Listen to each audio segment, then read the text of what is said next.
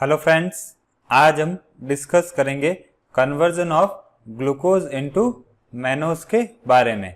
इसको हम एपिमराइजेशन भी कहते हैं। देखिए, दो ऐसे आइसोमर्स जिनका कॉन्फ़िगरेशन C1 कार्बन पर डिफरेंट होता है उनको हम एनोमर्स कहते हैं, और ऐसा डाई स्टीरियोमेरिक एल्डोज पेयर जिसका कॉन्फ़िगरेशन C2 कार्बन पर डिफरेंट होता है उसको हम एपिमर्स कहते हैं। जैसे डी ग्लूकोज और डी मैनोज की बात करें तो ये एक दूसरे के एपिमर्स होते हैं। अब इन दो डाई स्टीरियोमर्स का जो इंटर कन्वर्जन होता है उसको हम एपिमराइजेशन कहते हैं। मीन्स अगर हम डी ग्लूकोज को डी मैनोज में कन्वर्ट करते हैं तो इसको हम एपिमराइजेशन कहेंगे। इसी तरह से अगर हम डी मैनोज को डी ग्लूकोज में कन्वर्ट करते हैं तो उसको भी हम एपिमराइजेशन कहेंगे।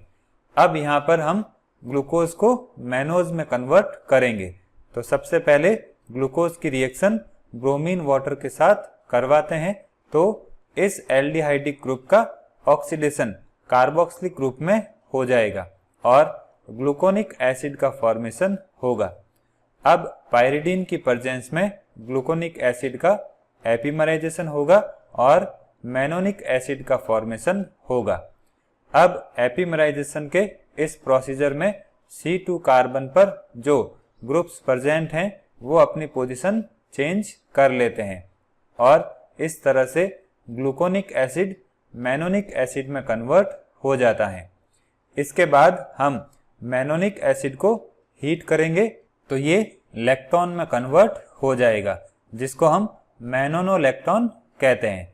और मैनोनोलैक्टोन का रिडक्शन जब सोडियम अमलगम और एसिड की प्रेजेंस में करवाते हैं तो डी मैनोज का फॉर्मेशन हो जाएगा। अब देखिए, डी ग्लूकोज की बात करें तो उसमें सेकेंड कार्बन से जो हाइड्रोक्सिल ग्रुप अटैच हैं वो राइट साइड में होता है, और अगर हम डी मैनोज की बात करें तो इसमें सेकेंड कार्बन से जो हाइड्रोक्सिल ग्रुप अटैच होता है वो लेफ्ट साइड में होता है। और डी ग्लूकोज और डी मैनोज के बाकी कार्बन एटम्स की बात करें तो उनका कॉन्फ़िगरेशन सेम होता है। मीन्स हम कह सकते हैं डी ग्लूकोज और डी मैनोज के स्ट्रक्चर में जो डिफरेंस होता है वो सिर्फ C2 कार्बन पर ही होता है।